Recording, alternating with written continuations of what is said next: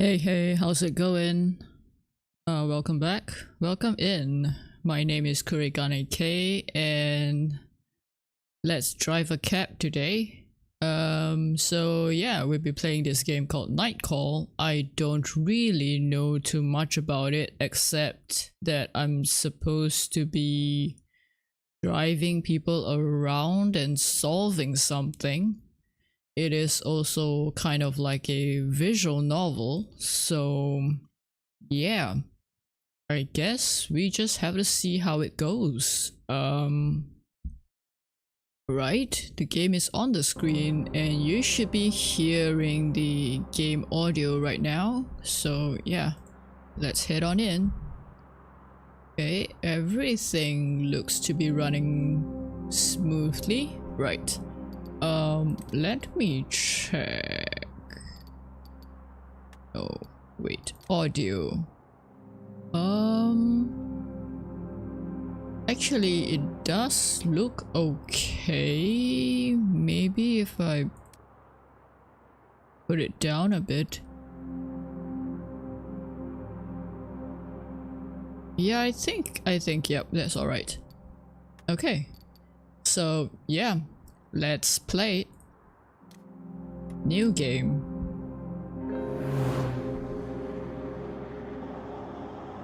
Ho.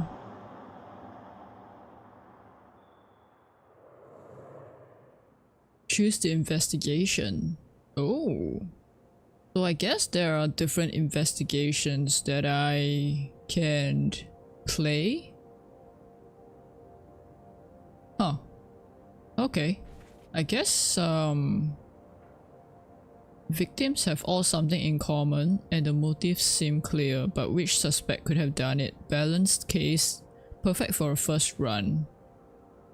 Oh, is this like a difficulty thingy? Huh. Game will randomly pick and investigate no matter if it's solved or unsolved. I guess let's go for the judge. Ah, right, so this is difficulty mode. Money will be easy to get by, investigation will be easier, every action will take less time for a chiller experience. The way Nightcall was designed. Do I want it easier? Or do I want it balanced? I kind of feel like having a chiller time, if that makes sense. I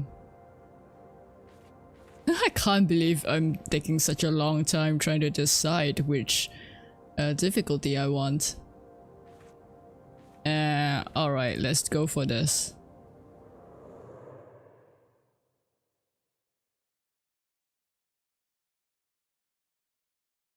Bopping to an invisible tune. It's...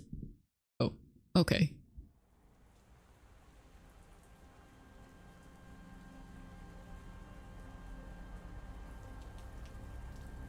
Ooh.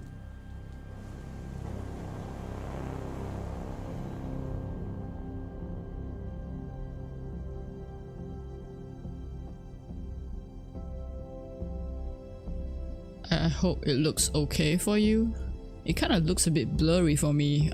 I don't know if it's showing you that.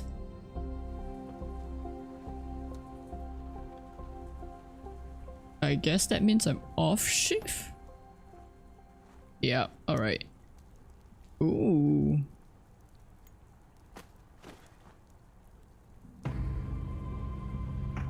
Wait, what?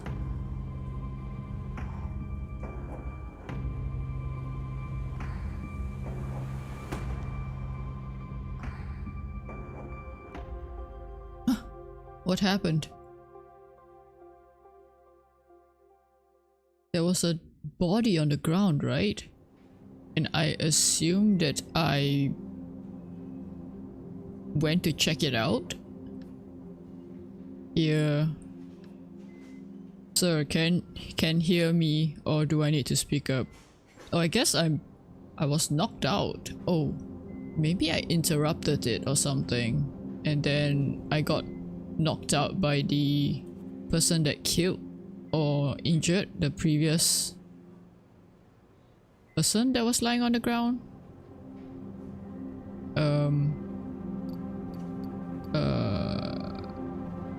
You're fine. He takes a deep breath. So you just spent 2 weeks in a coma. What? Wow, okay. The word bounces around your head. You need a moment to understand its meaning. Coma? Coma?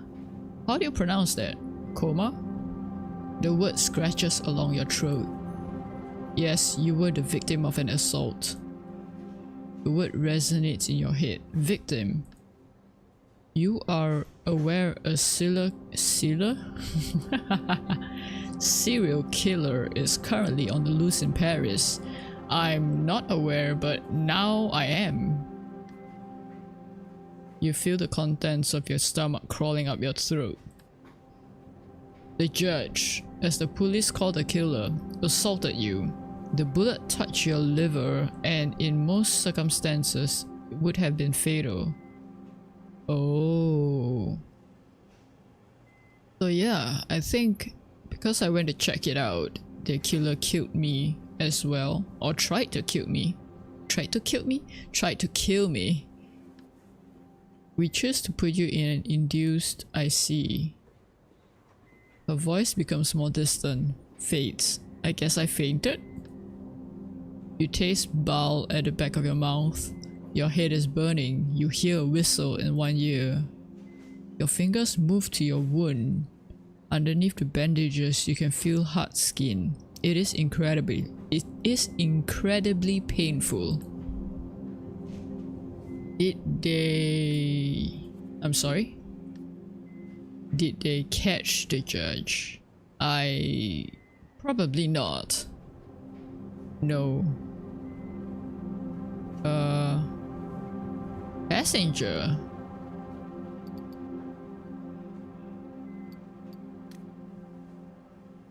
He was dead before you even got out of your cab. Oh, so I was there to pick up someone. And I guess I was waiting because they never turned up. And then I noticed someone lying on the ground. The doctor is silent for a second, a very awkward second. She hesitates. The police would like to see you as soon as possible to ask you some questions. Well, I guess that's a given. I mean, we are kind of like a witness as well. Plus a victim. Yeah. After all, you're the only one who survived the judge. Noise in the hallway attracts your attention. You try to turn your head to no avail. You need to rest. Okay. She leaves the room. Her voice resonates in the hallway. So I need to rest and yet I need to be questioned. Isn't that ironic? I don't care he's the only witness. He's... okay. So the doctor is trying to I guess stand up for me in a sense that I need more rest before being questioned. Another female voice joins in, a strong authoritarian voice. You can't clearly make up what she's saying. A strange feeling washes over you. It's not pain, not fatigue. Some odd combination of the two. Before being in this hospital room, you'd never realized that anger was made up of a combination of pain and exhaustion. Oh. Huh. That is interesting. Never really thought about that. Anger. A feeling you know all too well. I guess I'm angry at the judge? Days go by and a month later. Night 1. Okay, so I guess I oh, healed enough to go back to my job. Well, look, I've got a bit of a problem. A real problem, that is. You have a pounding headache. It's your first night behind the wheel since... Okay. Since the attack. Are you listening to me? I'm trying. You catch your boss's eye in the rear view mirror. Sorry. I just want things to get back to normal, to clear my head, to stop thinking about it all. He's watching you closely, trying to make out what's going on in your head. You know, I'm worried about you, don't you? Well, I'm not sure about that. I know. Okay, apparently I know. You're like a son to me, you know. Oh. I know. And you know he's about to tell you the story of his taxi fleet again. Okay, so I guess the boss is quite a bit of a talker? Maybe?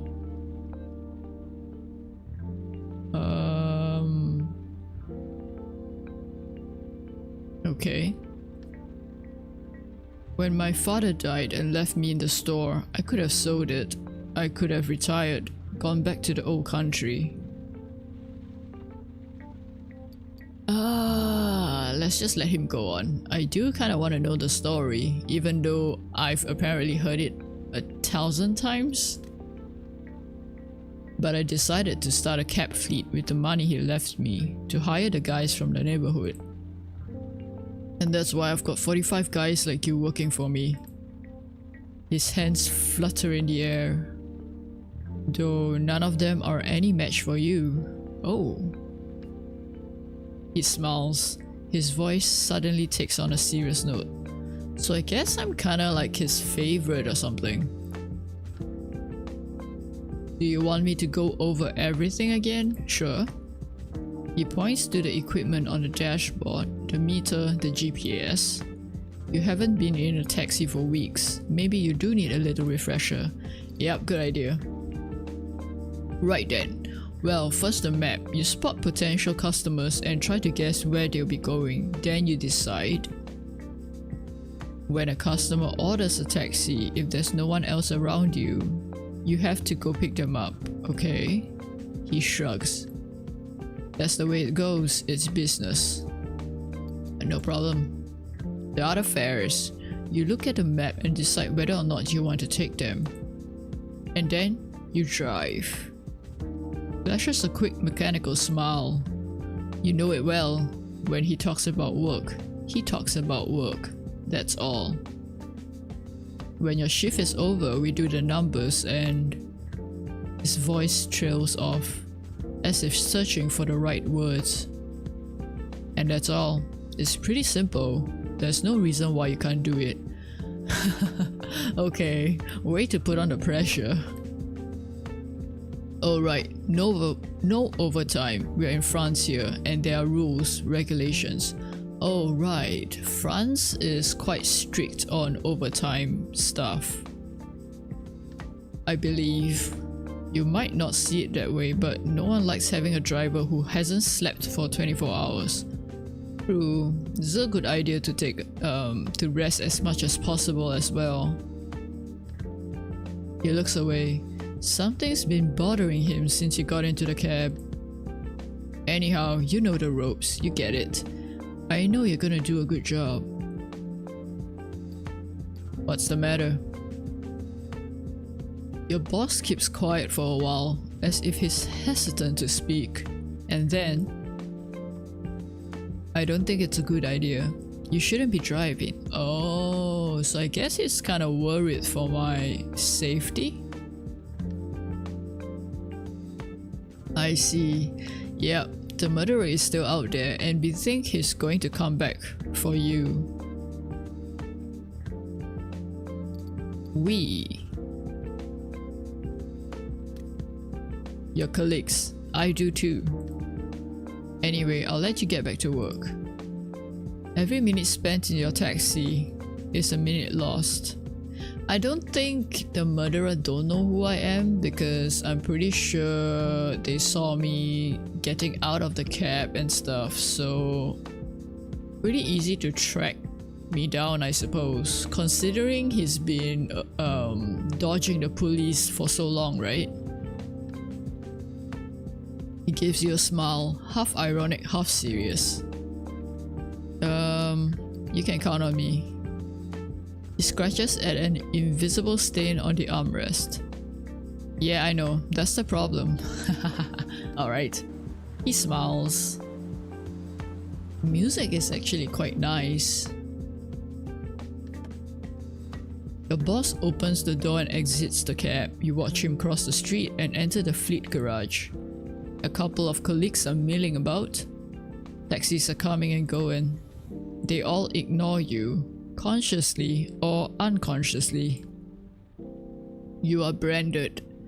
I suppose. I mean, that's kinda sad though, like you are a victim and stuff and you're just trying to get back your life together, and all your colleagues are sort of just ignoring you and not giving you support, if that makes sense. I think it's not having support is quite a sad thing. You sit there a moment, then turn the key in the ignition. The hum of the engine sends a tingle down your spine. Oh wow. My voice just cracked.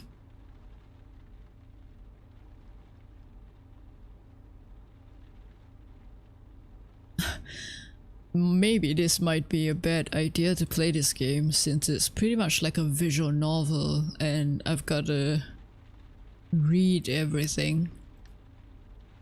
It's impossible to describe how you miss that feeling. It's back to the night shift, back to life. Despite the attack. Despite it all. Oh, okay. What are these? What's that? Oh, okay. I guess?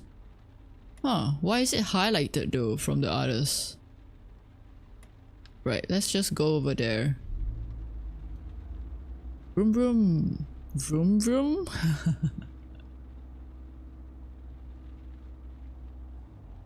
Okay. Distance. Right, that's quite far, but let's accept it. You immediately recognize the passenger who just climbed into the back of your seat. Oh, I do? His face has been plastered all over the news for the last few weeks. He's a lawyer. A lawyer who is representing a terrorist. Okay. He gives you an address and you start driving. He holds your gaze in the rearview mirror, like he's trying to read your mind. You drive across a virtually empty Paris. Behind you, the lawyer nervously consults his notes.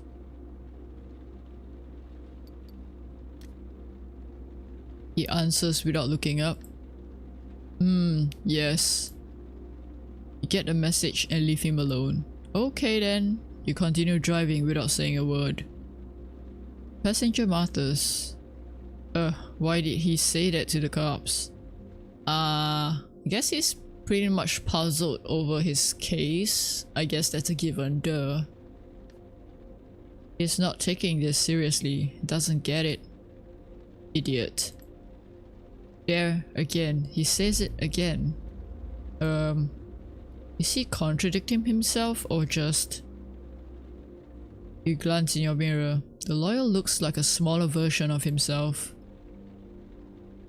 I don't think he's inviting me to talk though. So I'm gonna say nothing. Your eyes meet in the rearview mirror. You see him start to brake. Oh. I can't take it anymore. He takes a deep breath. He loses control of his voice. This guy is a real asshole. He's not just a monster, he's a total idiot. He has foam at the corners of his eyes. Oh wow, I guess the pressure got to him? I've never seen such a moronic defendant. You know, what's it like to defend a moron? You know what's it like to get only 3 hours of sleep a night so you can defend a moron? Do you have any idea? Yep, he's breaking. He yells so loudly the windows shake. I'm sorry. When he answers, his voice is icy cold. No need to apologize. There's nothing to be sorry about. He pauses, barely, just the time to take a deep breath. Jesus effing Christ already. He kicks the seat in front of him. Jesus. He calms himself down. He steadies his breath. I'm the one who agreed to it. Yep, I guess you took up the case. I actually fought to represent him. Right. Why would you do that? It's my own damn fault I'm being dragged through the mud. Yeah, pretty much. He raises his hand, snickers. Yeah, I admit it, at first I thought it was pretty great.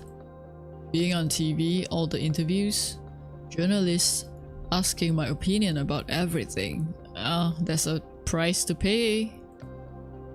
I shook so many hands, said so many words, sentences, yet I actually said nothing. When I worked in the hood, not a single person cared about my work. And now in 5 hours, I have to be on radio, in 7 on TV. He pauses, breathes. His voice sounds further and further away. What's this icon? What does this icon mean though? That's like a nice face there. Hello. Like, is that... let's pick it. I don't even know what that means anymore. Actually, it's simple. I almost never sleep. When I lie in bed, I stare at the ceiling and go over the evidence in my head. Yeah, that's one way to not be able to sleep. He sits up. It's barbaric, disgusting, so horrific, it's almost unreal. He lets out a sigh from somewhere deep in his body. And then I discover my client bought nails. The nails that were in the bombs at the corner market, and he kept the receipt. Oh, wait. Wasn't there... Oh right, I forgot to disclaim, like, some of the stories in here are kind of based or inspired by real life events, so yeah, just a warning there. It was in the, when I started this game they gave that warning, so yeah.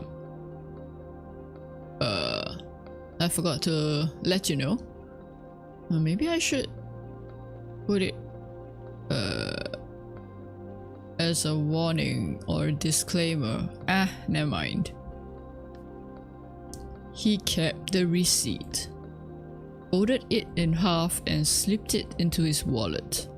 Well, I guess you're defending his rights to a better trial treatment or a fairer trial, or maybe just like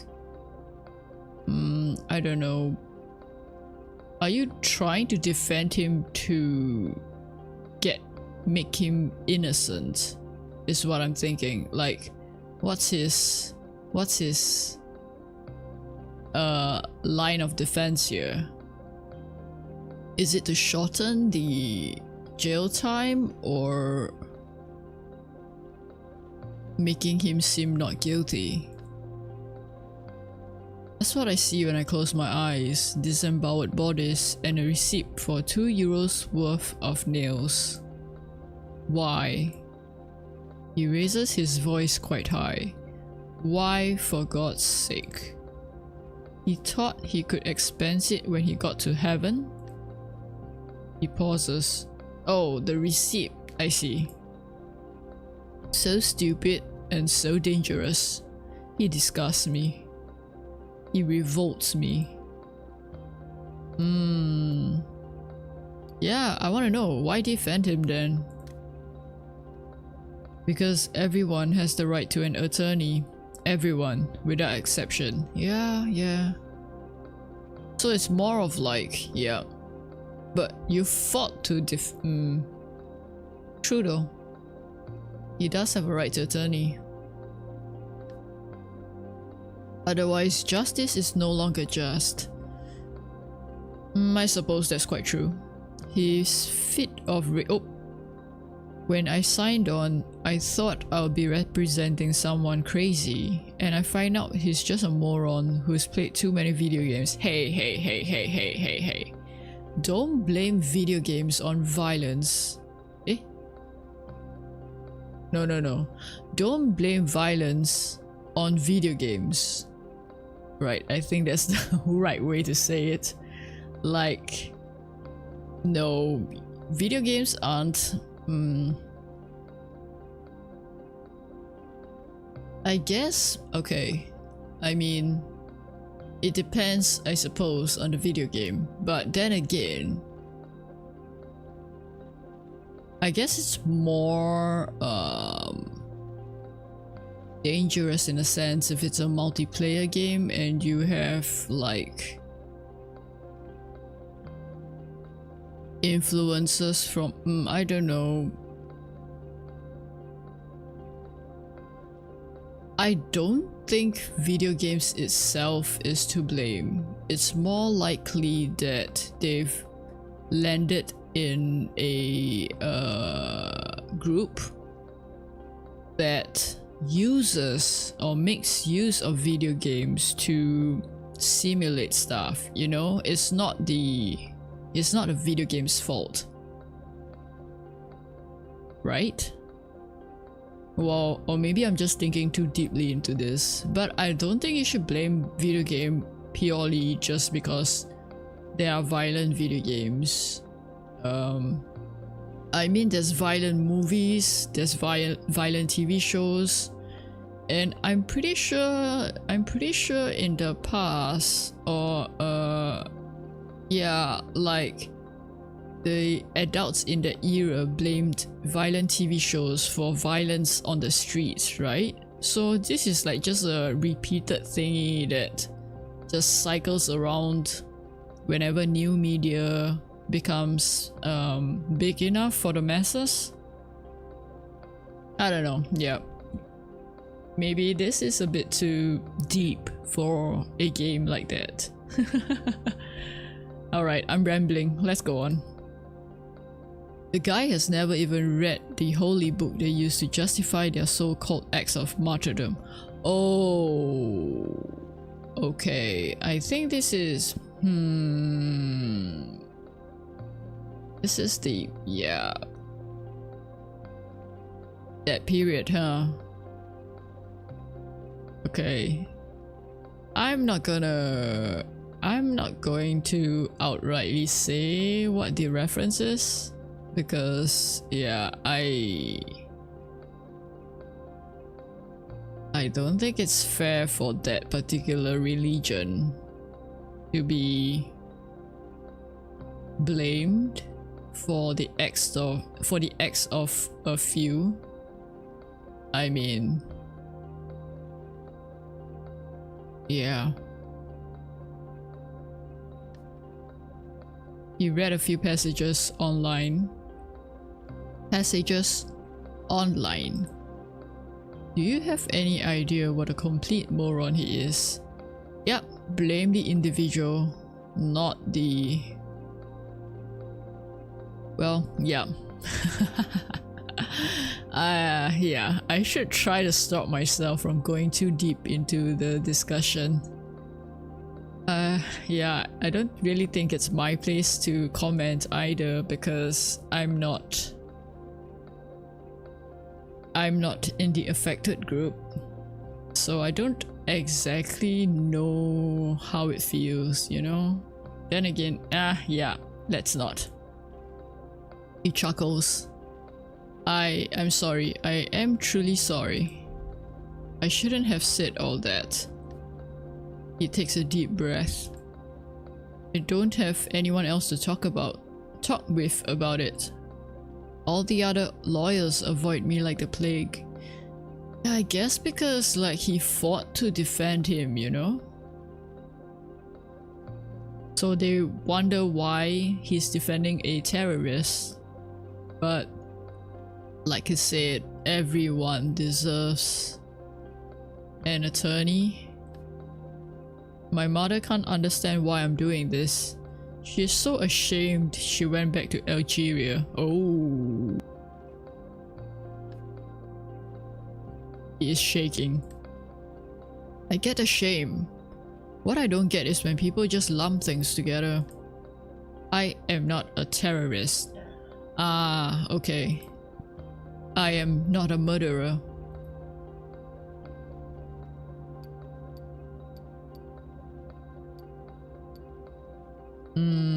He's a terrorist?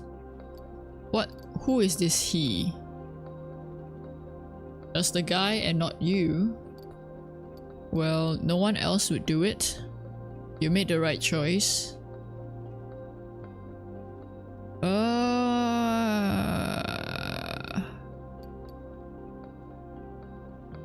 No one else would do it. Yeah. Yeah, so what? Do I get a prize? No, I get spit on every day. Why? Or a moron. We could hang him right here, right now, and no one, I'm telling you, would shed a tear. He stays quiet for a moment, catches your gaze. That's why I keep doing this. He slows his breathing. For equality, our country was founded on it. These rights have been abused far too often for me to look the other way. Yeah. His anger seems to be lifting. The taxi has almost reached his destination. In the back seat, the lawyer is much calmer. His voice is soft. I needed to be reminded of this. This will serve as a lesson. He looks at you in the mirror and bores into you with his gaze. It's odd, isn't it? That I ran into you tonight? I mean, as if. No, forget it. You pull over, he pays his fare. Wait, don't take this the wrong way, but... He hands you another bill. Here, this is for you, for listening, for hearing what I had to say. I take it. You slide the bill into your pocket. He looks relieved, gathers his belongings strewn across the back seat. As he's getting out of the cab, you realize he left an envelope behind. For a second, one tiny second, you hesitate. It could be something important.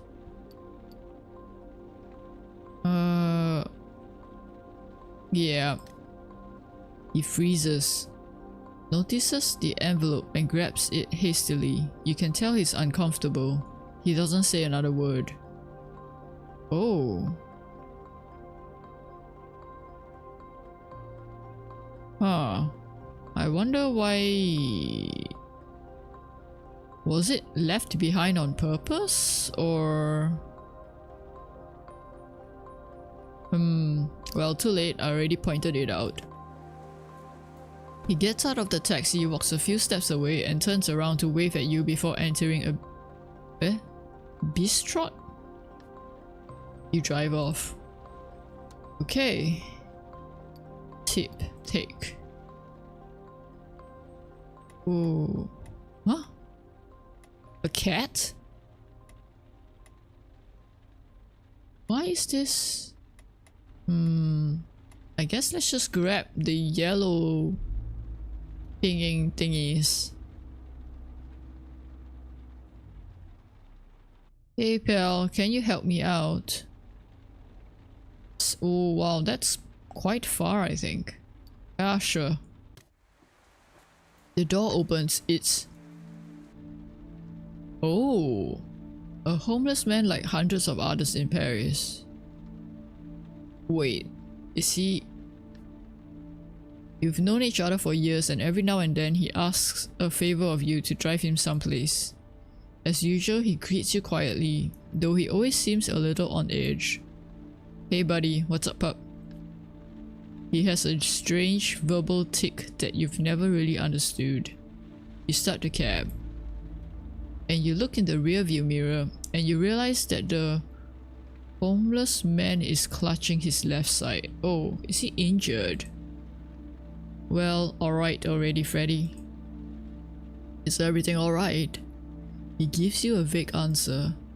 Yeah, sure, fine. Pause. He can't help making a face. Insist. You're really not looking that great. Don't worry, don't worry. I got in a little fight last night with this guy. Oh, okay. But that's all taken care of now. All taken care of. Why does this sound like he killed the guy or something? He smiles, revealing a row of bad teeth.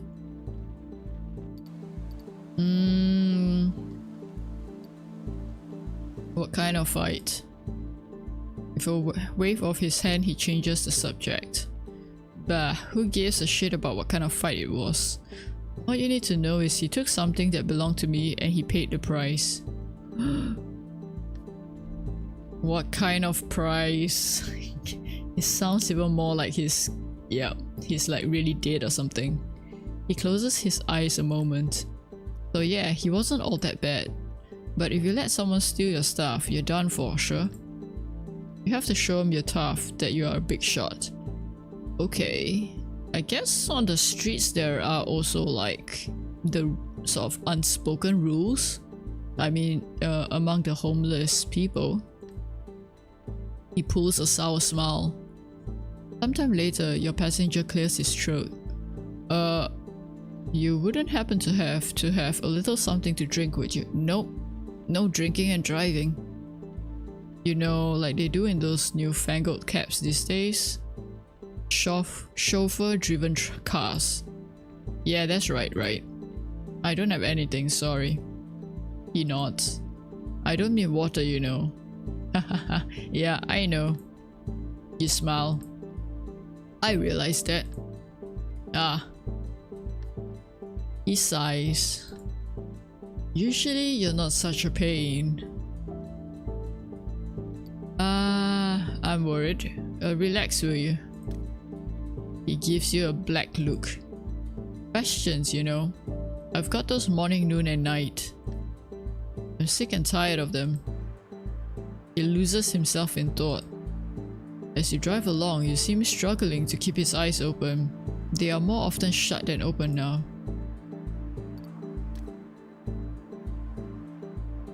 Your passenger's head jerks back up. Ah, you are really a good guy, you know, yo. You passenger. Typo there. Your passenger gives you a sleepy smile.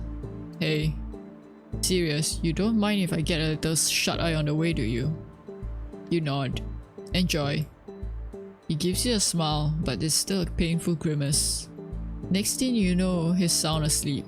You continue to drive in silence, soothed by the warm air of the car heater. Pull up in front of a nondescript grey building. Your passenger immediately wakes up and looks around. Shit, this is great, I'm first. Where are we? An organization that hands out clothes for the winter. I heard they were going to open a new... A pause. He's searching for the right word. A new shop, you could say. I see. And I am the first one, huh? When does it open? 2 days from now. What? Your eyes widen. Your passenger gives you a laugh. Don't worry, I have plenty to keep me busy. He pats his pants pocket. Found some books. One on yoga, and then a book by that old handsome dude. You know, the guy who talks on the radio? It will help pass the time. For 2 days though, what about food and... I guess, yeah. He's probably used to that since he's homeless, maybe? He gives you a tap on the shoulder. He reaches for the door and stops short, overcome with a spasm of pain. Are you okay? Yeah, don't worry. Oh man, should I take to the hospital? I don't know, but he doesn't want to go to the hospital, right?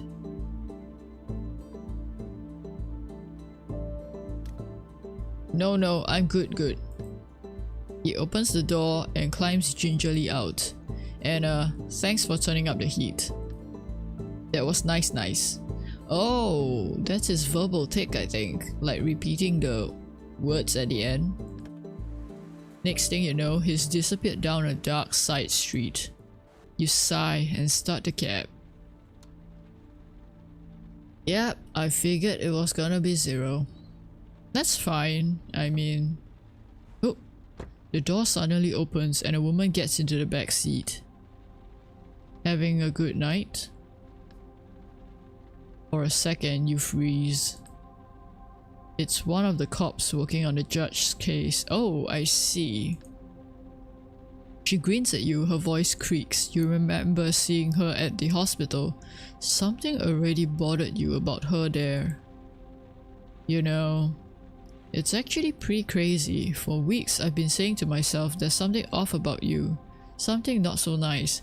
Well, I guess the feeling is mutual since I feel that something's off about you as well.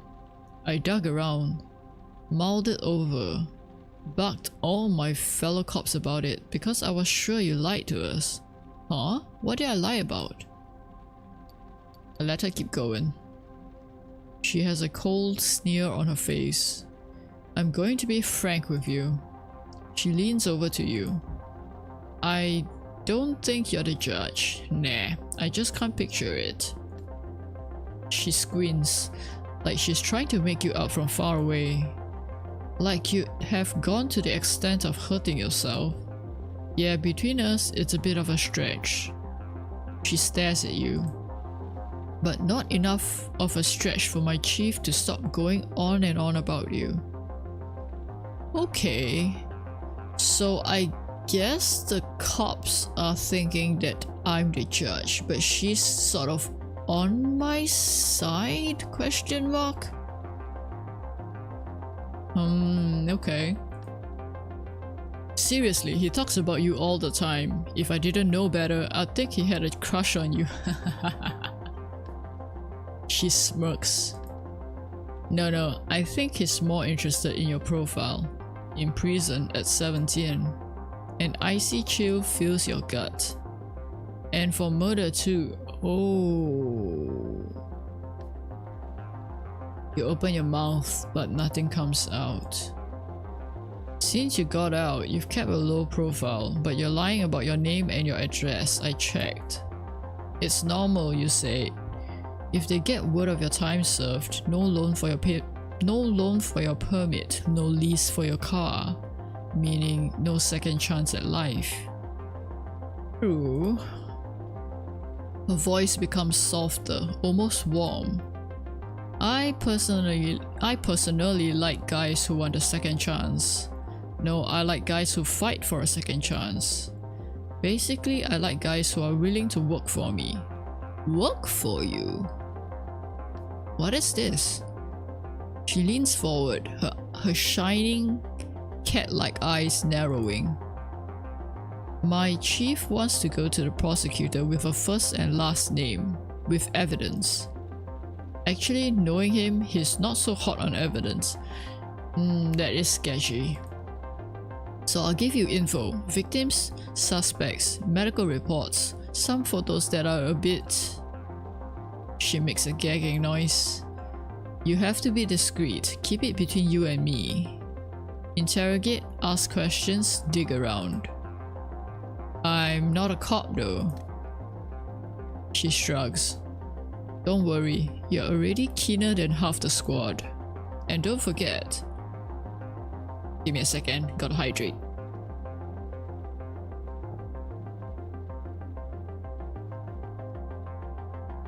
I'm not asking you to make an arrest and deliver the killer wrapped up with a bow in front of the station, okay?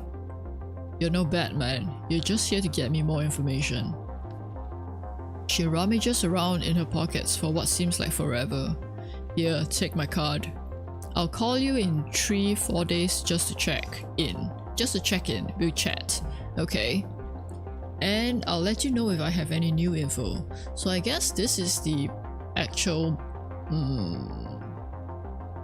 aim of the game, to talk to people and find out information on who the judge might be. She takes on a didactic, paternalistic tone, like she was giving you a list of recommendations for the 100th time. Don't get caught, don't get arrested. Also, I wouldn't recommend trying to leave Paris. I know what you look like, and I know who your friends are. You can either be the solution or the problem, my friend. Wow, I guess you're threatening me now? Looks like I got no choice. She takes a minute to scan your face, your emotions. If I have to, I'll go check in on you-know-who. Ooh. Her smile is biting. That reminds me, she know you've done time?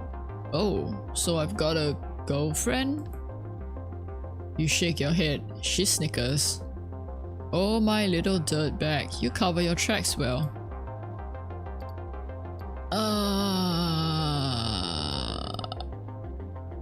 What if I refuse? I'm pretty sure she'll make life hard for me. I mean, it's not a stretch to think that way, right? I did what I could. Yeah, if you say so. She sighs in a tired, exaggerated way. Although I'm not sure though, hiding your past from girlfriend or wife? I'm assuming girlfriend for now. But I guess maybe they are not far enough into the relationship yet to be honest fully, right? But still, like, I don't know, it's a bit manipulative in a way, maybe, if like you're not truthful to someone that might consider, well, I shouldn't say consider, but like that might fall in love hard for you. Like if they don't, I mean, I don't know, maybe it's just me. Like telling them too late might be a bit too late, right? What am I talking about? I think I'm rambling again. She sighs in a tired, exaggerated way. Don't try to mess with me, man. If things don't go well, I'll turn you in. I'll send your picture to all my friends in the media and every asshole in Paris. Your picture with your name on it, your real name. Anyone close to you will have their places searched. They'll be put under house arrest, spend nights in jail. Huh? You have any idea how tense things are with that trial underway?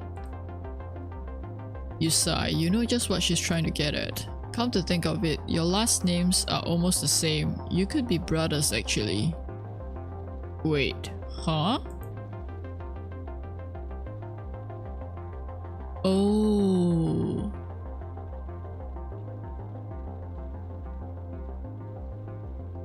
The terrorist. What are these icons?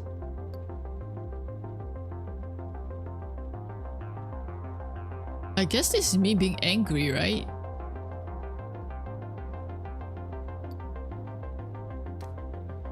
She smiles. Let me tell you, with that face of yours and your handle, they'll welcome you with open arms. You have no right. I know we have no right. She takes on a serious tone, businesslike.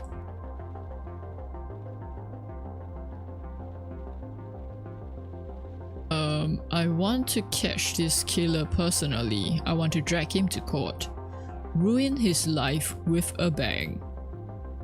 I can't botch this case, you got me? And neither can you, right? Oh... Wait...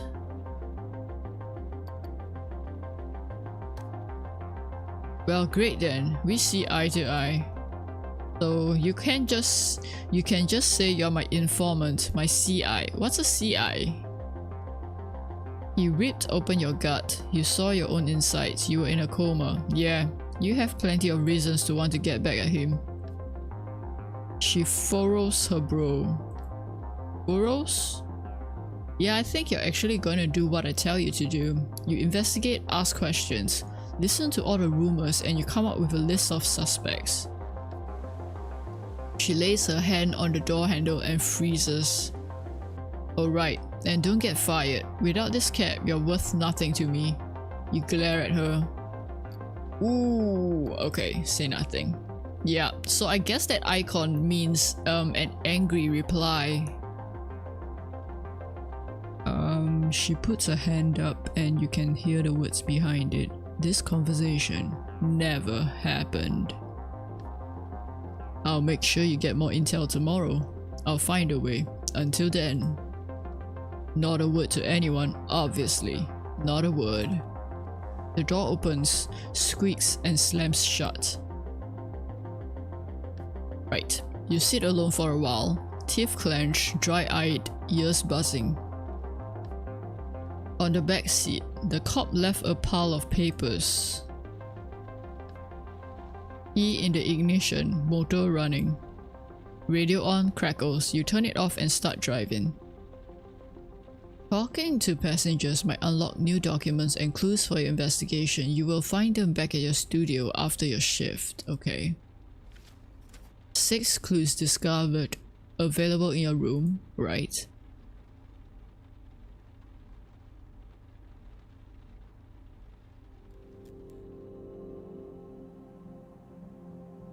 Oh, has my night ended then?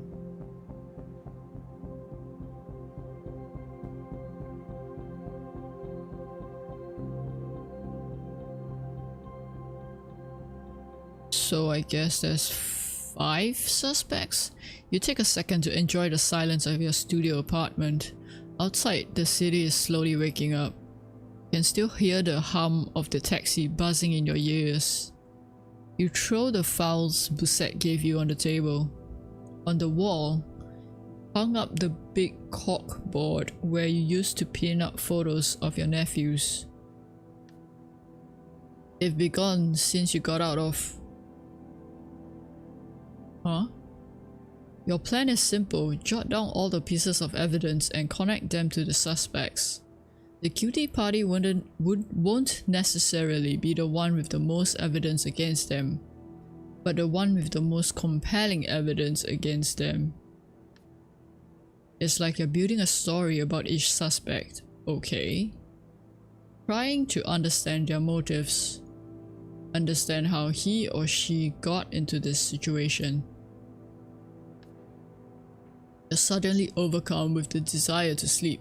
You close your eyes, press your fingers to your eyelids and let out a yawn. You sigh and get to work. Okay. Wow. Bored. Alright. Report 3, report 4. Killer cased.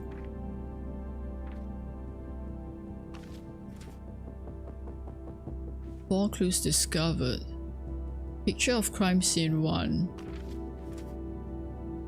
Oh, I see.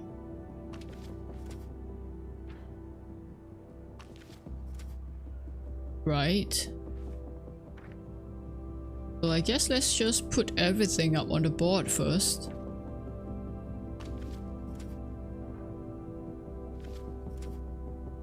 New investigation location. Okay. Oh, right. Wow. Wait, all this? Wait, is this the... yeah, this is the homeless guy. So he's a... Huh. He's a suspect too. Homeless man with an unknown background. Wait. Briefly worked for Charles Bougrain, victim 2 in the 90s. Got health issues after Rictodin health scandal. A couple of arrests for breaking and entering. So, right, source cop.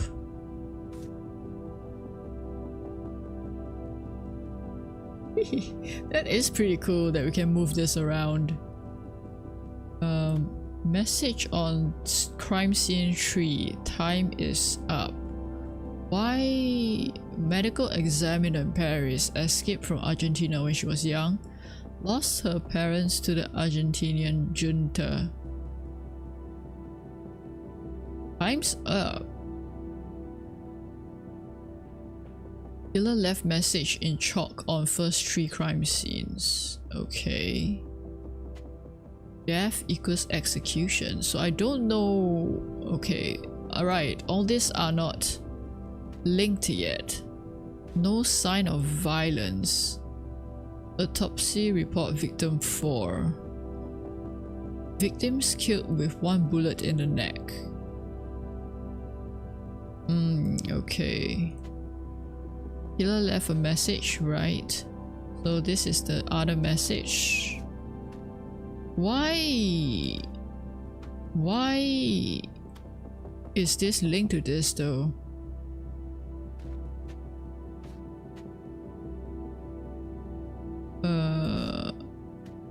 Put this there. Killer knew the victims or researched them.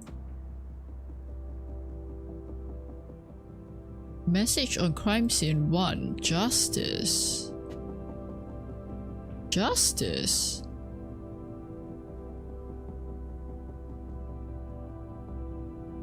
Cop in Paris. Dad was a cop, financial affairs, died 2 years ago. Mom got health issues after, gay in a relationship, never disclosed this information at work. Aww. Try to put this up here. Yep, this is the furthest I can go, I think. What are these messages though?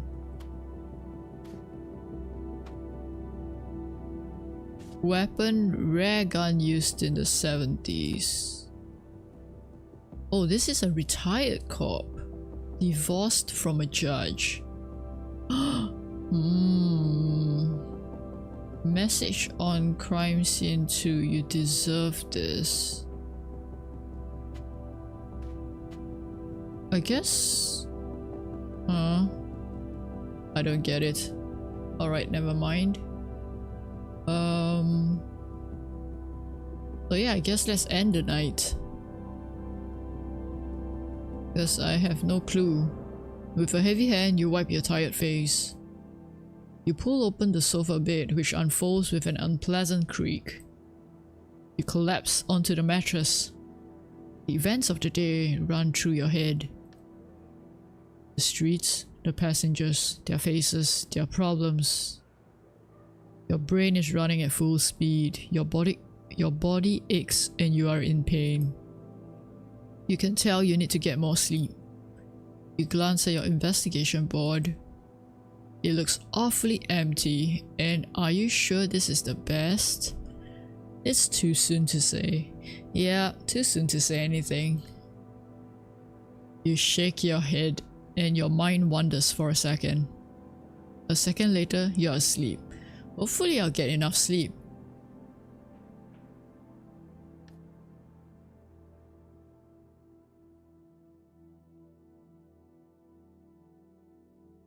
You open one eye. You stretch slowly.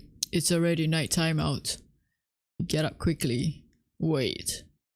How long did I sleep? And like... shouldn't I be eating something? And a few minutes later, you're outside of your studio. Night 2. Okie dokie. What time is it now? 10. Wow, I slept long. And looks like there's quite a lot of New places, maybe? What is this? I don't think I need... Oh, newspaper. Listen to the radio. Right. What is this? Maybe I can... There's no one around me either. Let's go here and see. Maybe that's to progress the story or something.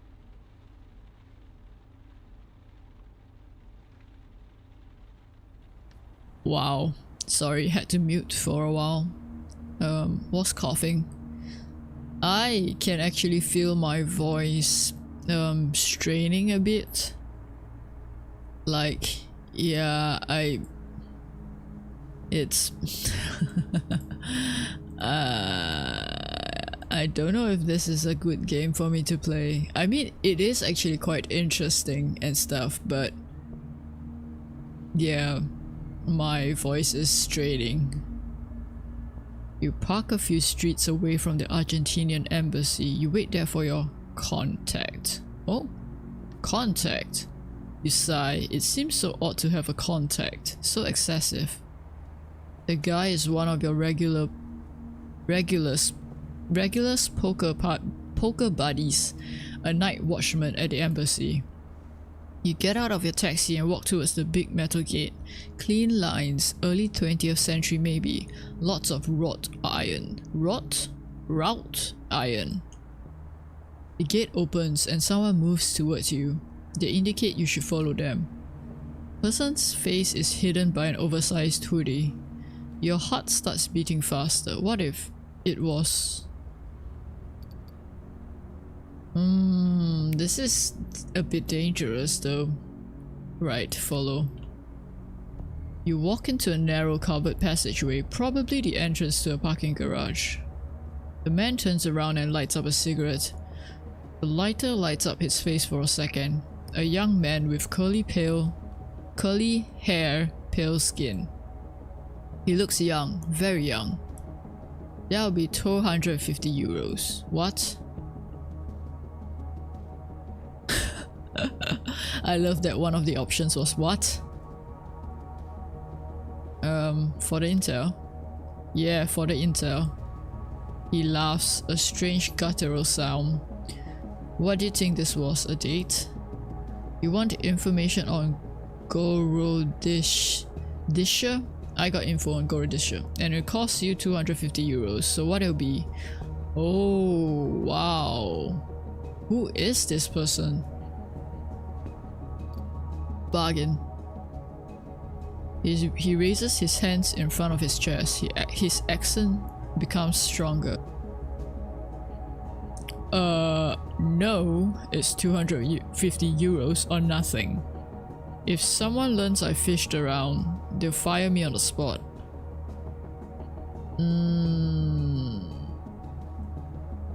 Okay. For that price, you hope the intel is good, you pay. Listen up, cause I'm not gonna say it twice. Gorodishk is definitely a colonel from the junta. One of the few who wasn't arrested and put on trial. I see. He is responsible for torturing dozens of political opponents. He tortured and killed them. You know, we don't like him much here, but the rich Argentinians in Paris love him. They really respect him. I see. Is that all? I read in the newspaper that the killer wrote a message in chalk. Time's up. It was a slogan at the end of the junta. Oh. A sort of watchword from the opponents. It was time for them to go. You get it? You nod. A second later, you're back in your taxi with a hole in your wallet, but with new information on one of the victims. If you follow this lead, maybe your investigation will move forward. You start the car and get back to your shift. Okay, I need to earn money. Right. Okay. This is the closest one, so let's go. You take a look at your taxi. You better remember to clean it at the end of your shift. Alright, let's go. Your next passenger immediately raises her hand. Drive. Wow, so... I don't care where, I just need you to drive. Oh no, did I pick the wrong passenger again? You turn the key in the ignition. Yes, there, good. Keep going this way. Her deep, full voice makes you slightly uncomfortable. With closed eyes, she seems like she's in a place far from the back seat of your taxi. When she starts speaking, there's an odd whistle in her voice, like she has a hole in one of her teeth. Slow down. Frail or fragile? A bit surprised, you look back at her in the mirror. Answer me. Frail or fragile? I'm not sure. Don't think about it. Just say the first one that comes to your mind. I feel like that's how her voice will sound like. Or maybe I'm not transmitting it that right, cause I'm not that good at voice acting, so... Frail or fragile? Fraggle. Okay, Fraggle. Wait, but isn't frail and fragile kinda mean the same thing? Oh, I guess...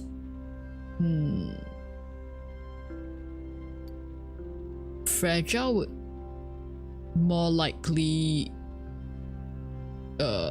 be used to describe items, while frail is used to describe like human beings or animals, maybe?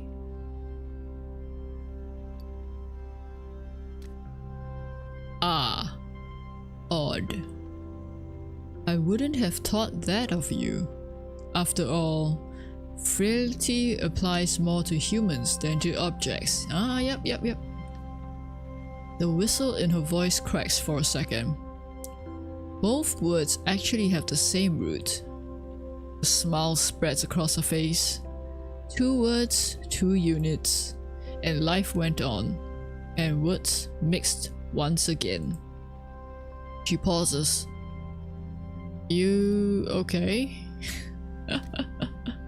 She doesn't hear your question because she starts to scream. What? Go down this street and stop.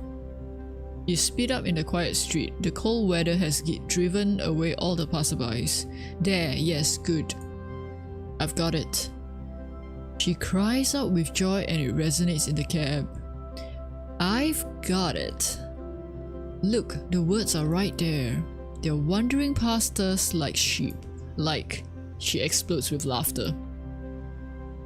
Calm down? What words? Say nothing. Now, I must write. She closes her eyes. Her fingers stroke imaginary upholstery. The frail are forced into battle. Together come the children. A son and a daughter, standing tall to salute. They will cry, oh yes, they will cry. It kind of sounds like a poem or a song. The eaglets fly behind. The frail will say. Your passenger freezes. When she opens her eyes again, she stares at you. What happens when you sleep? She's waiting for your answer. I dream? She tilts her head to the side just a bit. No, that's a lie and you know it. And what happens when you drive? I work?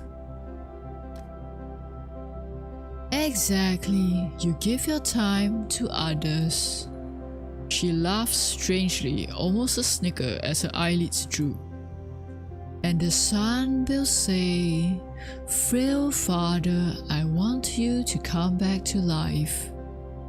And the daughter will say, "Frail father, I want you to come back a winner." Huh? This lady is strange. The whistle in her voice grates on your ears. The father responds, "You must choose." As the eaglet lands upon his shoulder, together they fly off, and thus all begin. Fragile, frail, two paths that can't be fooled. The son and daughter will grow up, though not at the same pace. When early one morning, 20 years later, they wake up, they wake to the sound of a bugle. What's a bugle? The sound will be beaten, churned and clubbed until he wakes from a 1,000-year dream. A dream without sails, in which the daughter and son fish Elsidinidae?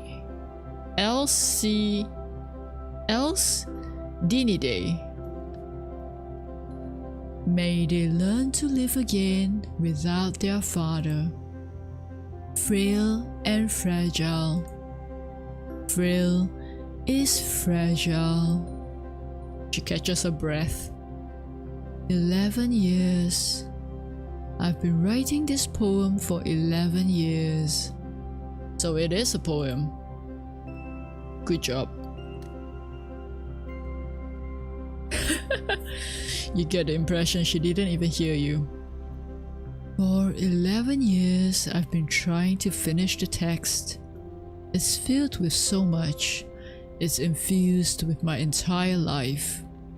Its lungs are swollen with my tears. Her breathing is now quite irregular. And it was all waiting here, in this street, right in front of me. She giggles. Thank you. She sighs and places a few bills in front of you, far more than the fare. Ooh. Stop here and... You pull the cab over. Keep everything. I have nothing more. She gets out of the taxi without a peep. Say nothing. It seems to you that it's only an impression, but it looks like she's getting smaller and smaller with each step. Darkness swallows her and you sit there, a bit shaken by her poem. You pick up the money, something falls at your feet. You grab onto a small, shiny, white seashell with your fingers. You look at it for a second without saying a word. 11 years. The idea makes its way into your brain. You take a minute and drive off.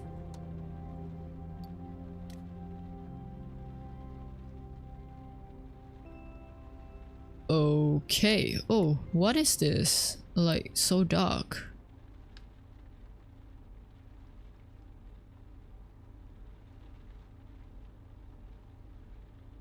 I need to get out of here. Oh, this is suspicious. I don't know if I should do that.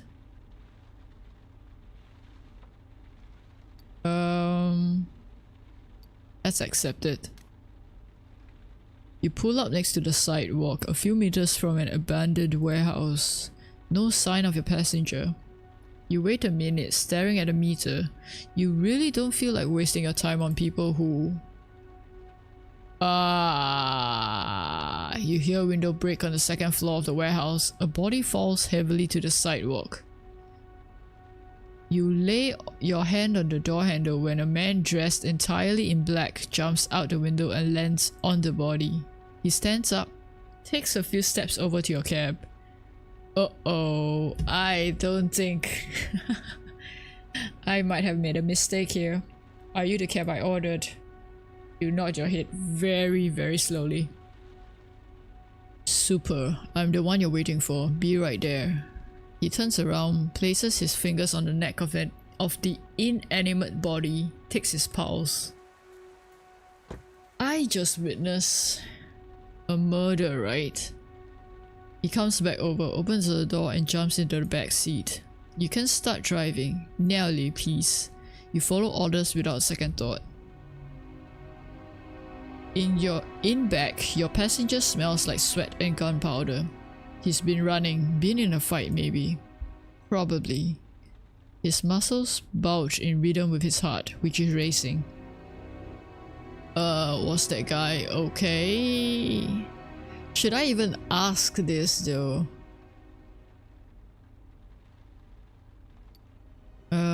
Good evening? I don't know... Who?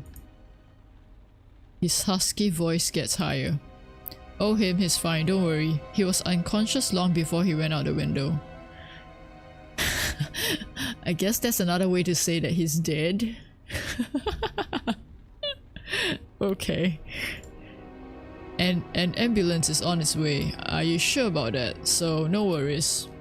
You open your eyes a bit wider, he notices. Okay, alright, come on. Let's talk about the elephant in the room. You're onto me and you know it. I'm the masked Joker. Silence. You squint to get a closer look at your passenger. Masked? Masked? Masked? Masked? Joker. Okay, how do you pronounce that? Man, my pronunciation is so bad today. The masked Joker, the hero that makes Parisian nights more peaceful? No? You slowly shake your head. Nope. Never heard of you. Nope, doesn't ring a bell.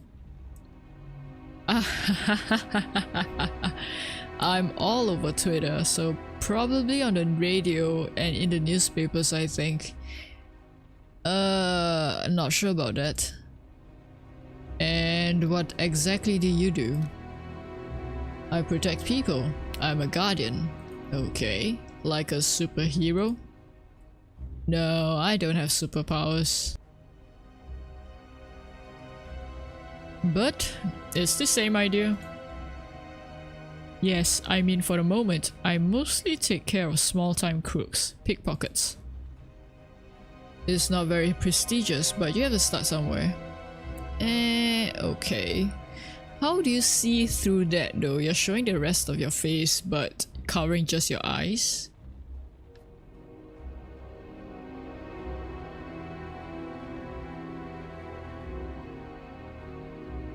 You open your mouth, but nothing worth saying comes out. I suppose so. So how about the name? You like it? I'm not sure I get it. It's Joker, like the card, and masked, because I'm wearing a mask. Silence ensues. Your passenger eventually clears his throat. See, I wanted something that wasn't too... He searches for the right word, beats around the bush, and eventually comes out with... problematic. Problematic. I did a lot of brainstorming and came up with the masked Joker. I haven't gotten great feedback, but it's hard these days to find a name everyone likes. I guess that is true, to a certain degree. You have to make sacrifices if you want your core business to succeed.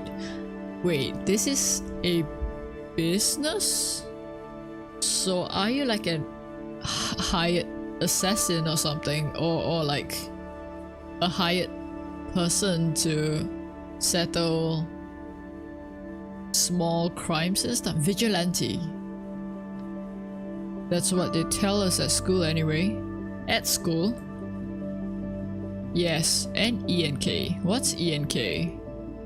He freezes. I almost gave you the name of my business school.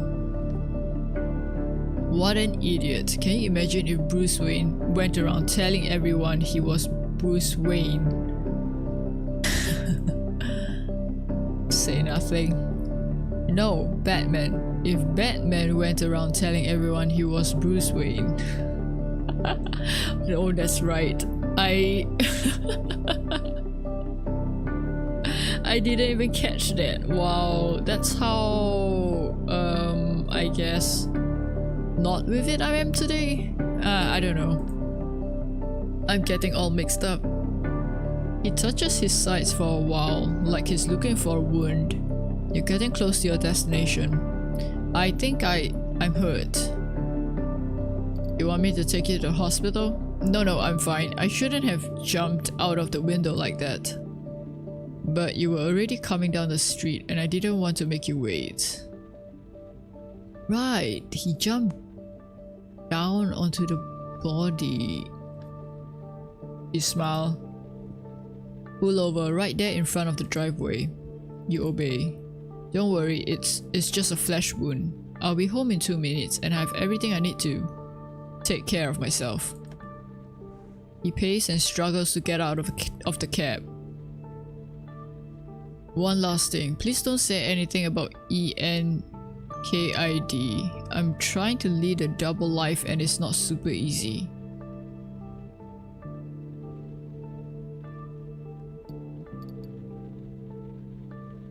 Huh? Did he just reveal the full school now?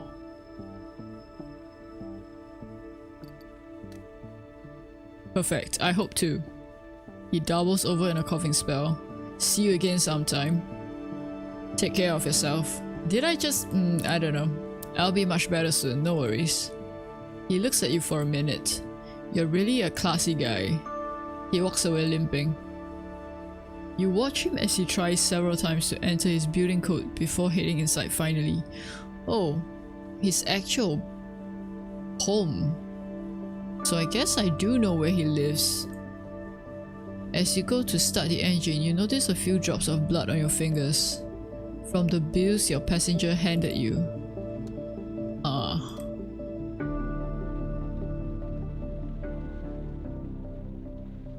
what is this? Cat? Pretty sure there's no bear for this. Oh, this is some lady. Is that the officer? Oh, I can zoom in. Don't know who's that either. And zoom out as well. Oh, what's this? Maybe I should go, cause it's blinking, right? Okay, maybe I grab one here and then I hit down.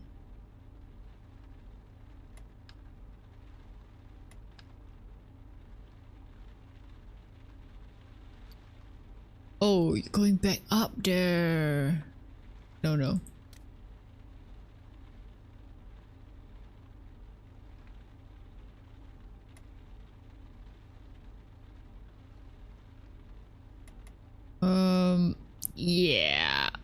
Yeah. Okay, let's go.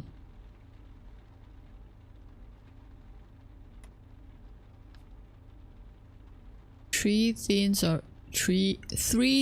teens are what? Whoops. Oh, you're going back up? Okay. Yeah, sure.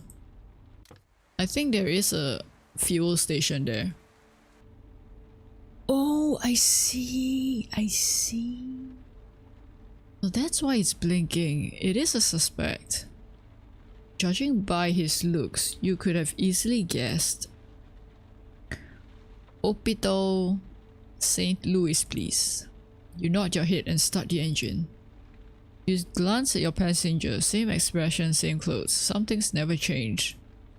He looks grumpy, in a bad mood. He's holding a cigarette between his fingers and has almost broken it several times. Half morning? He shrugs. No more than usual. His tone makes it clear there is no room for discussion. You let it drop.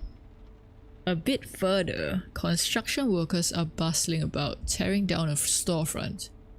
Oh say, are they finally taking that down? What was it before? Ah, when I first came to Paris, it was a thrift store. You could buy pens there for just a few francs. But for years, oh, one of the first in Paris actually. I think they filmed some famous movie there. He sighs. That was all before the internet. Now online. Yeah, they're probably going to put it in a cell phone shop. They are probably going to put in a cell phone shop or one that sells electronic cigarettes. Go figure. He pauses. Passenger turns around. He watches the building grow smaller as the taxi drives away. I'm surprised it stayed open for so long. I mean, since that hostage situation, it must have attracted some shady fellas. Hostage situation. The kind who like to jerk off where two cops got taken out. Whoa, what? So there was a hostage situation in that shop, and two cops died while trying to handle it, I think. Two cops? Yeah, they didn't talk about it much at the time. You'll understand why. I don't think I should say ask your case, because that would show that I sort of know who he is. We got calls from the neighbors of the sex shop. They couldn't stand the noise anymore. Day and night, people going in and out. Most of the time they were quiet, but there were always noisy ones. Okay. And the booths weren't soundproof. Oh, I see. After a few months, the woman upstairs knew all the films. There were some high society types there. The shop had a few films for gay people, for single women, the cream of the crop. His attention is caught by something outside for a second.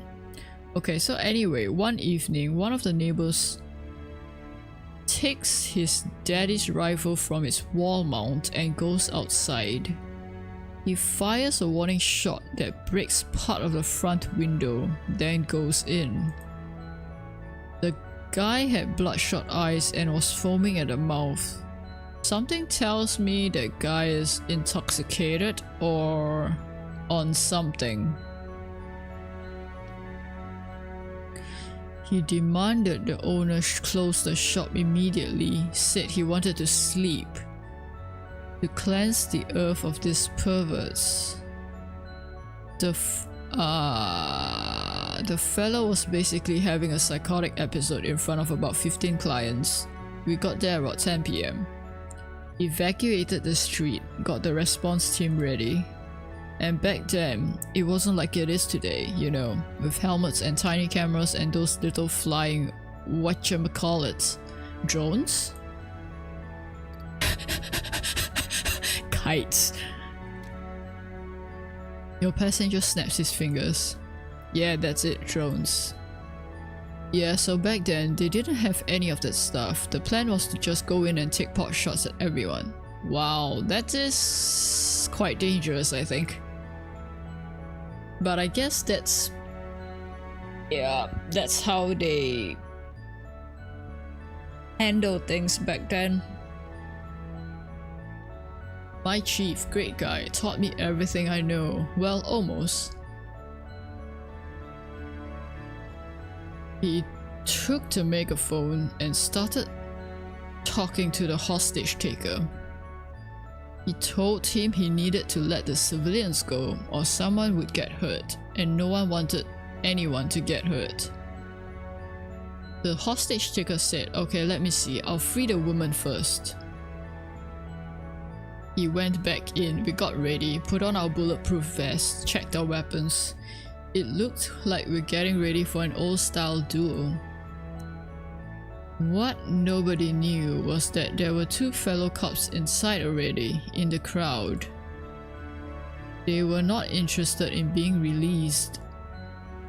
Since the hostage situation started, they'd been trying to find a way to escape out the back. Oh.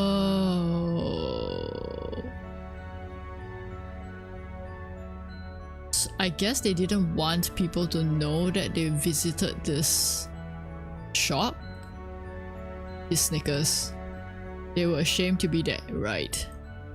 They said to themselves that they could approach the hostage taker and tell him they infiltrated the building before the police officially got there. But the guy with the rifle was not a newbie, he was a Boy Scout, and his father had taught him how to fight. A dry laugh. His father fought the Nazis, he wanted to fight the hippies. Classic. You could see the two cops who were a bit worked up were speaking in hushed voices, so he pulls one of them aside and decides to let him go. The policeman flounders. He asks the hostage taker to take one of the 4 women in the shop instead of him, but he won't have it. So there we were outside when all of a sudden, out came Michael, the deputy chief of police. Ha ha ha ha ha. I see. Quite a high position there. His shirt was untucked and he had this stupid look on his face. And then the guy behind me started to laugh. The hostage taker fired. First time in my life I saw a skull from the inside. Brains and blood strewn all over the sidewalk. Oof. Man, that's... Imagine you're the one that laughed, right? You pretty much signed the death warrant of your deputy chief. I tossed my cookies. I mean, hey, I've only been on the force for 2 years, you understand? Sniffles. I wouldn't have wanted to change places with the guy behind me who was laughing. We never knew who it was. There were a lot of rumors. Even once saying it was me. He is silent for a moment. But it wasn't. I didn't know Michael for starters. Not well anyway. He shrugs and falls silent again. You let a few seconds go by. What about the other cop? The other cop? The one who was still in the sex shop. He attacked the hostage taker in the shop. Another rifle shot and... well, our brother spent 6 weeks in intensive care before he croaked. As for the hostage taker, I think he must be out of jail by now. A real psycho, high on all sorts of pills. Not a pretty sight. They raided the shop after, and since then, anyone from the squad who came in always got a little discount. I see. You pull the car up in front of the hospital and your passenger pays. It's the least they could do when you think about it. I've never been myself. Actually, I avoided even going down that street so I wouldn't have to think about that day again. It was almost like a bouquet of poppies, big red and black flowers. It's odd that I think of poppies, considering what they mean. You know, each flower is a symbol, has meaning. And I believe the poppy symbolizes peacefulness. Oh, I didn't know that. I'll have to check. My ex-wife left me a book about it. Don't know why I held on to it. Yep. He sits up. Alright, I'm off. Gets out of the car and walks towards the hospital. His figure blurs into the darkness. For a second you think he might have stopped. He disappears into the hospital. You drive off. Wow, that is so little.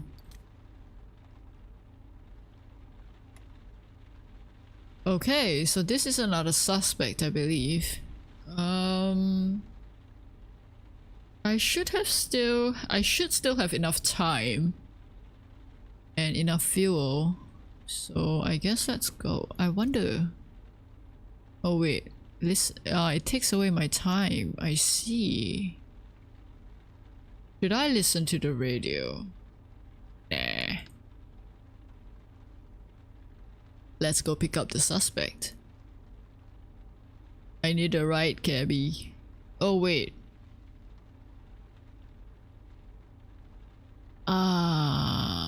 This is going to be... No, no.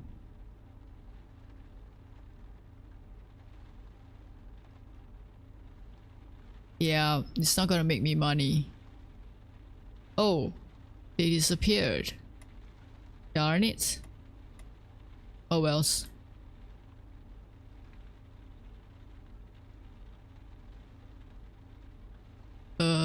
Yep. Oh, this seems quite far. Her voice is muted far away. Start up the cab. She is rather meek, subdued, like she's about to fade away. You look up at her. She returns your gaze, but she's not there. It's as if you weren't looking at an actual person, but at a silhouette instead, in the shape of a human being. Are you a ghost or something? Everything alright? Your question surprises her. Yes, I'm fine, thank you. Her eyes in the rear view mirror tell another story. Music? Music? She pauses. I don't know, if you want. She breaks off again. What kind of music do you have? Whatever is on the radio. I never listen to the radio. I don't really know what's any good. Maybe. She seems to be weighing her options. Jazz? The passenger looks at you for a moment or two, clearly surprised. Jazz? She hesitates, thinks it over and nods at last. You press the search button for a jazz station and eventually find one. A droning trumpet getting all worked up, accompanied by drums and a bass. You've never really understood jazz. It's funny, music like that is so impenetrable. Would you like me to change stations?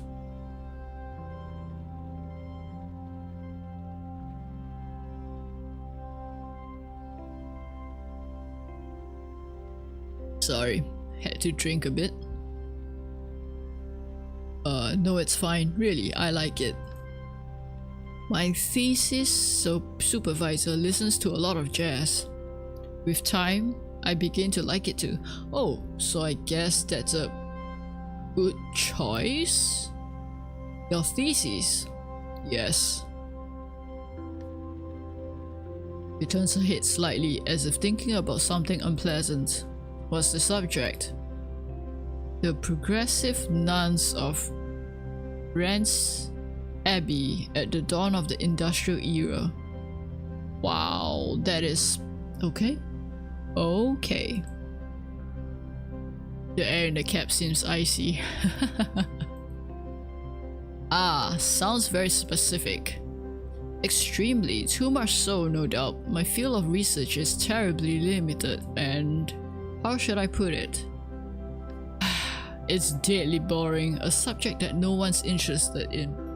Yeah, I would say so. But then again, it is pretty niche, I suppose.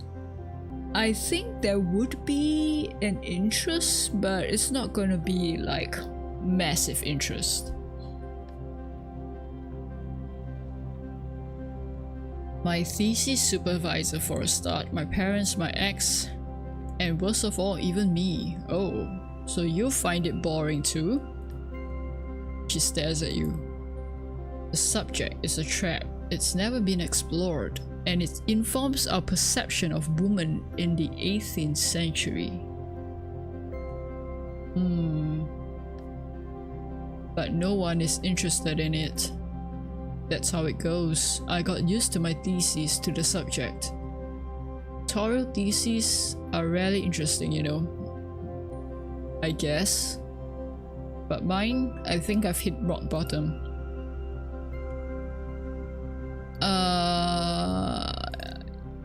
I don't need your pity. Okay, sorry about that. He speaks in cool, clipped tones without any animosity. You find it disconcerting. I chose the path I'm on. I am entirely accountable for it. She hesitates. She hesitantly lifts her hand.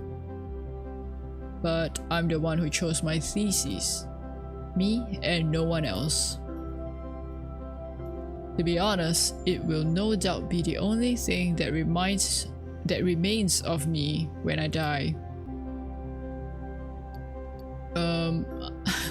I feel like she wouldn't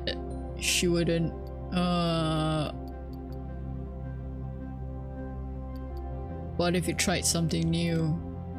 Something new, like what? I have no practical skills whatsoever. Do you know how to drive? She stares at you. As a matter of fact, yes, I do. Then you could drive a cab. A brief pause. I see what you are hinting at, but I don't think I'll be able to do it. I'm sure your job requires more than driving skills. I'm not very good with people. Yeah. Which is why I don't think she would have friends, and I don't think she would appreciate me asking about her friends. So yeah.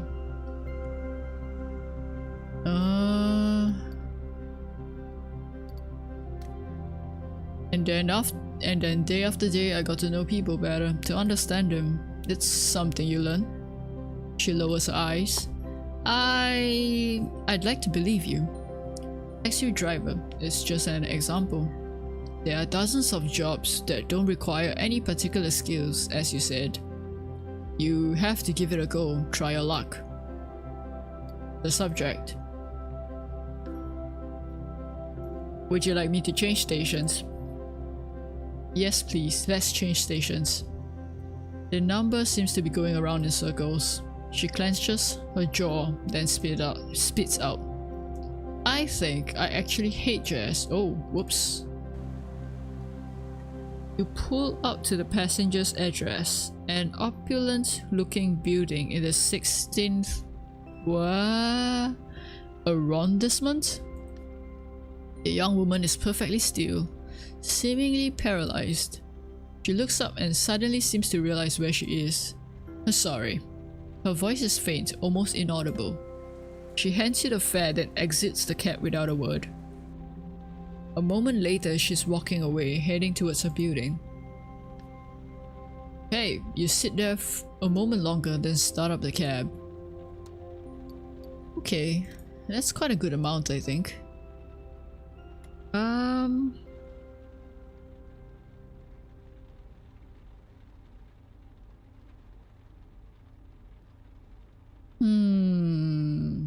Oh, that is too far, I think. I don't have enough time. Maybe I should... yeah. Fill up on gas while I'm struggling for words. Pull over and stop at a gas station. Not a soul in sight. The fluorescent lights irritate your eyes, and the smell of pee is wafting up from the space in between the pumps. It's self-service here, you pay directly at the pump. The mini mart over there, it must sell newspapers. The person behind the counter must see and hear things. Might be worth asking a couple questions. True. This place is as shady as ever. You are careful getting out of the cab.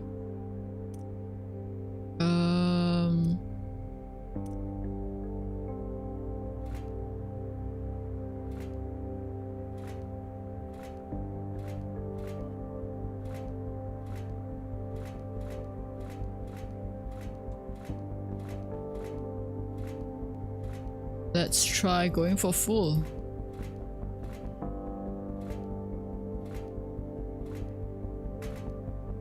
Okay.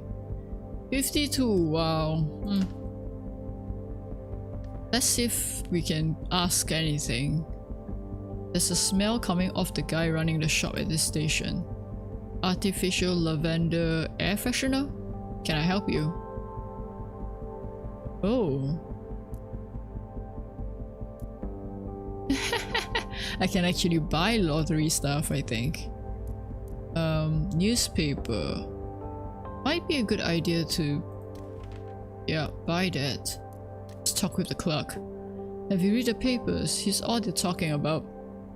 Just an offhand comment, casually brought up, about the serial killer. The guy behind the counter seems like he's interested in the case.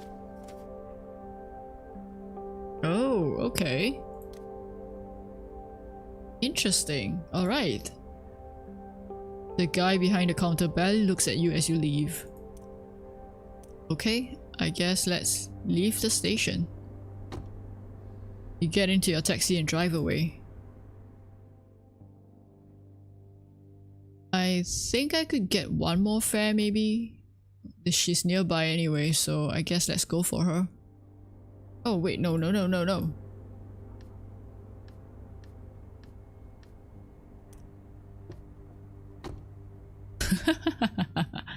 No, she's gone. Oh wait. Yeah, close enough. Two young women escort girls cross the street in front of you, surrounded. Why? That's quite far, right? Do I even have enough time?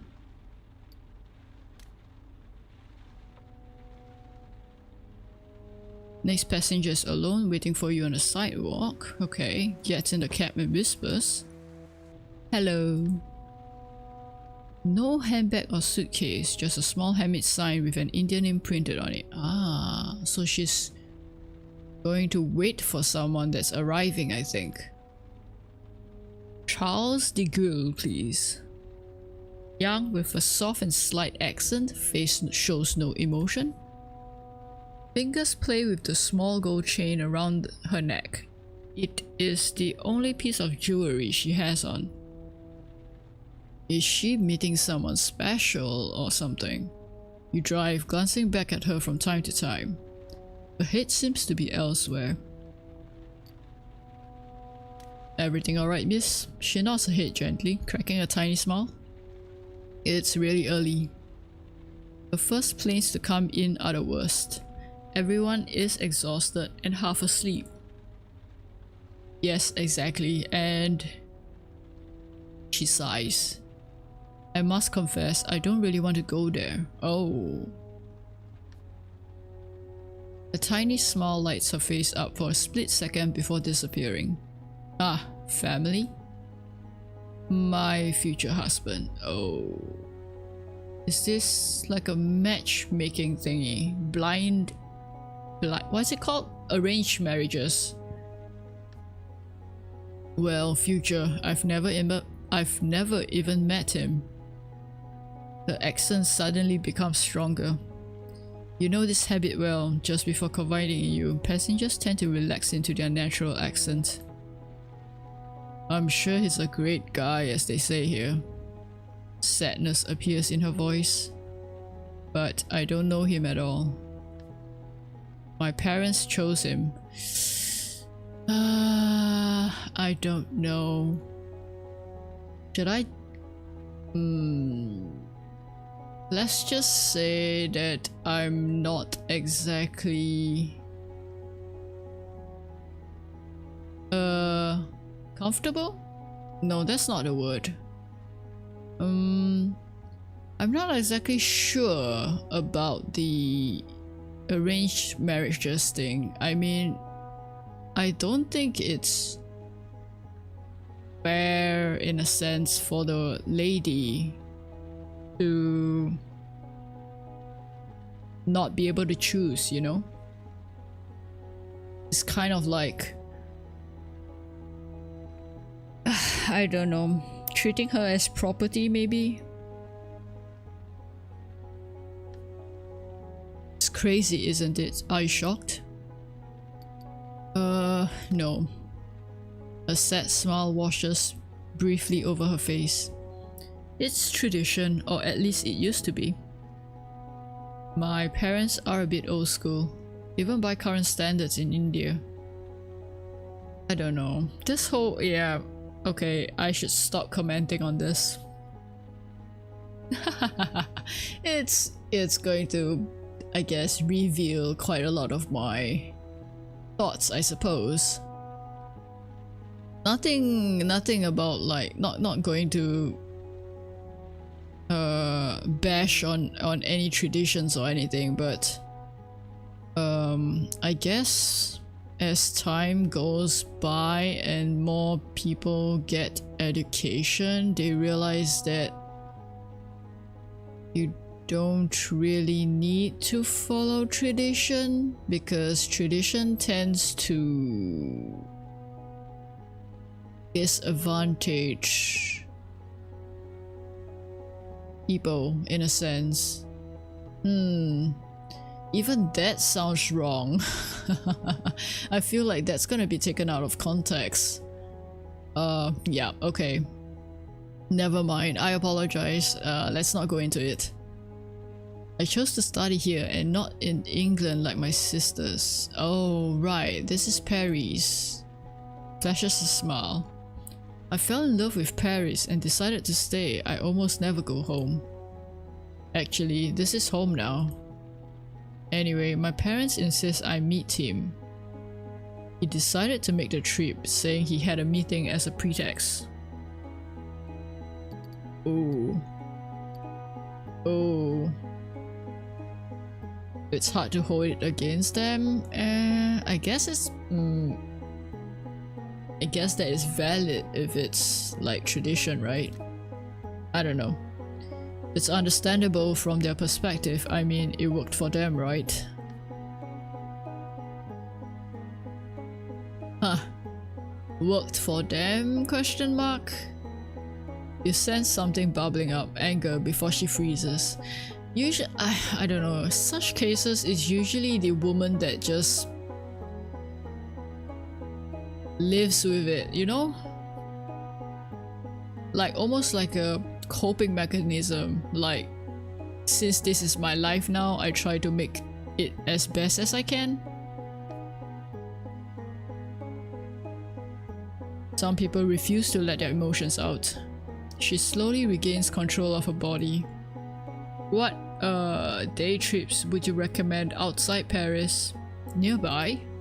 She nods. But Versailles, of course. It's really beautiful. Definitely worth it. Her face lights up. Oh yes, perfect. I'm sure he'll like that. Or there's... Fontainebleau? I don't know where this is, but okay. There's a huge park, very wild if he likes hiking. I don't really know. She smiles shyly. You prefer to say nothing. The airport is not much further. Something about the young woman makes you feel uncomfortable. She looks as if she's about to scream but is holding it in. Time passes and silence fills the cab. Which terminal? Your question startles her. Terminal C. 2C, I think.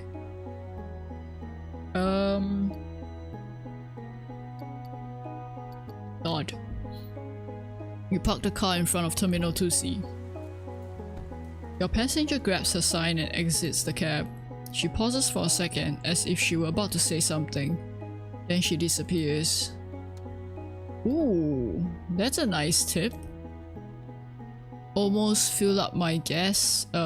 Almost fill up my gas? Almost my full gas price. You now know more about your clients. Check the Pasidex menu for more details.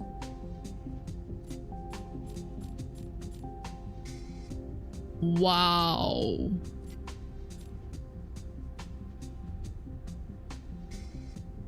Okay. I guess, yeah, cause I spent that money, right?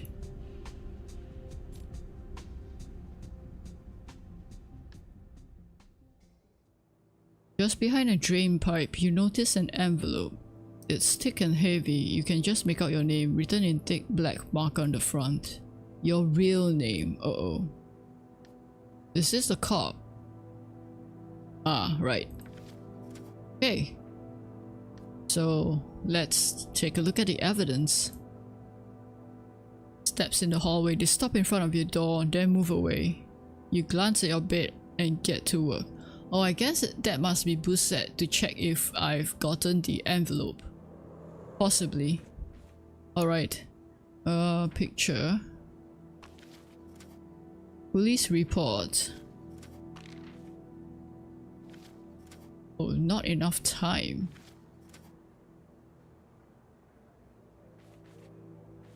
Not enough time. Yes, I see that next day.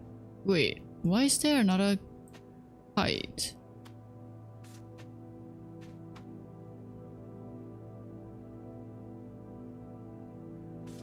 Victim 3, Colonel of the Junta, the process.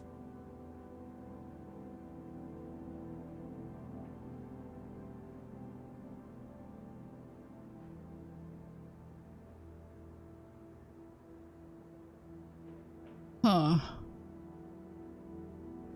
Killer fought with victim 1. Message on crime scene 3 linked to the process.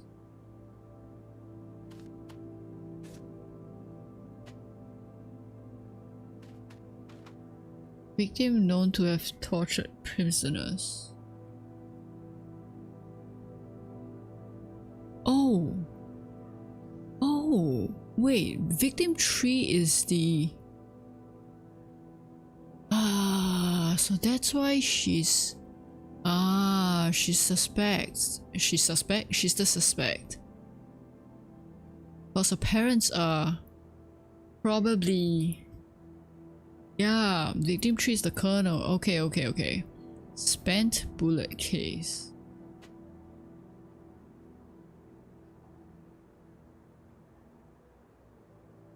But then,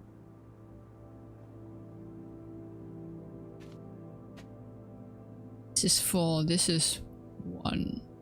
Wait, oh wait, victim skip with 1, okay, no.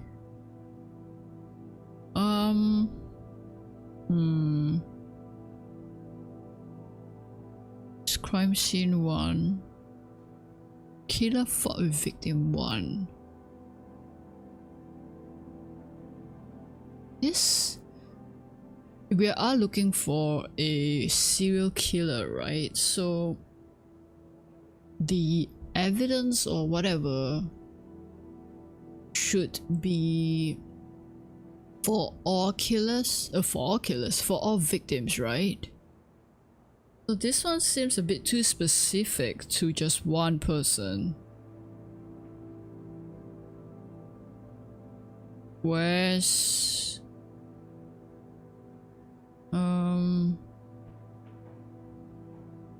where's the rest? I don't know. Well, we still haven't opened the other 2 files yet, so yeah, let's end the night.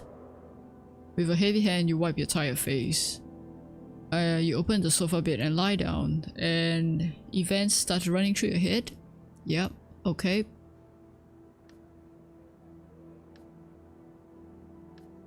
This one all seems repetitive.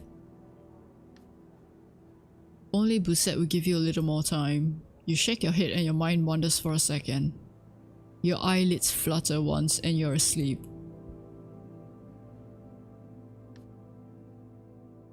You open one eye and I guess time to work. Alright, night 3. Can I save? Or like... Well, I guess this I need to pay for evidence again. Alright, options. No. I guess it auto-saved? Oh, okay, so these are the... I guess these are all the people that I can meet.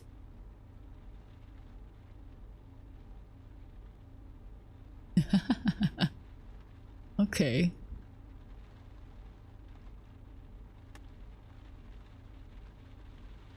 Alright, yeah, I think I'm gonna stop it here.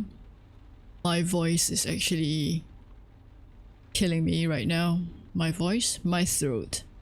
I'm not sure if I want to continue night call on Friday. Because this is a lot of reading. Yeah. So I might change the game. we'll see. You can check on Twitter or X for updates. Yeah, and yeah, thank you for watching, thank you for looking, and hopefully I'll see you in the next one. Have a fantastic day.